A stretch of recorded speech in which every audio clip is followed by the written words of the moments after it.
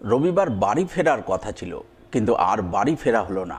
ডিউটিরত অবস্থায় দুষ্কৃতীদের ছোঁড়া গুলিতে মণিপুর রাজ্যে শহীদ হলেন মালদার মোথাবাড়ি এলাকার এক বিএসএফ জওয়ান। ঘটনায় কান্নায় ভেঙে পড়লেন পরিবারবর্গ। গভীর শোকের ছায়া নেমে এলো এলাকায়।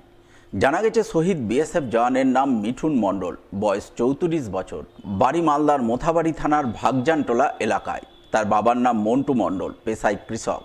তিনি তার ছোট ছেলে তুফান মণ্ডলকে নিয়ে কৃষিকাজ করেন, আর বড় ছেলে গত 9 বছর ধরে বিএসএফে চাকুরিরত ছিলেন। মূলত তার আয়েই সংসার চলত।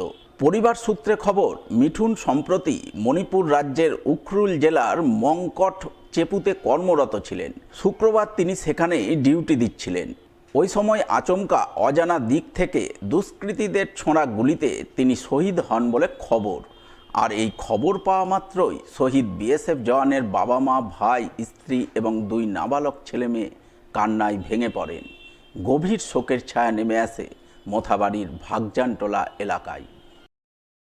এটা মাসের 25 তারিখে আসার কথা ছিল দাদা।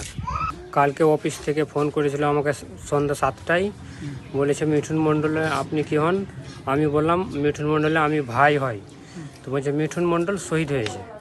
আগে গেছিল ডিউটি মণিপুরে, রাত্রে ফোন করেছিল যে অফিস থেকে, হেড অফিস থেকে, যে শহীদ হয়েছে মিঠুন মণ্ডল।